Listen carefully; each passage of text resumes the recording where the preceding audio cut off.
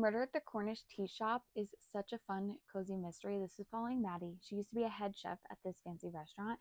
Her grandmother, Nora, is getting much older, and she is now going back to help her grandmother take care of their tea shop. I wish there was a little bit more discussion on like how she's going to build up the tea shop and just seeing that evolution, which we don't get. However, it did still feel cozy. You get lots of scenes in the tea shop. But essentially, a gentleman comes in saying to call the police because somebody up by a cowshed has been crushed by rocks.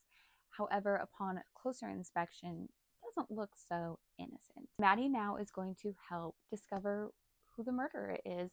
There's lots of red herrings, there's lots of places to go. However, I really like the way that they portrayed Maddie because she thinks in such a recipe way. She like writes in a recipe book. I just think that the way they wrote her was a little bit different than some of the other kind of typical characters. You do sense that there's going to be a little bit of a romance between Maddie and the male detective. However, other than just like slight briefings, there is none of that.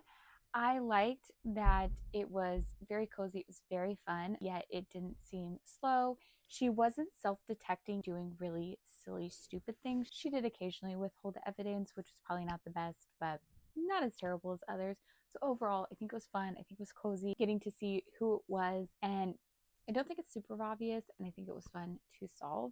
There's a second one coming out called Murder at the Cornish Book Club. I am excited for that. Stick around for that review. In the meantime, I would highly recommend Murder at the Cornish Teashop. You can go check it out.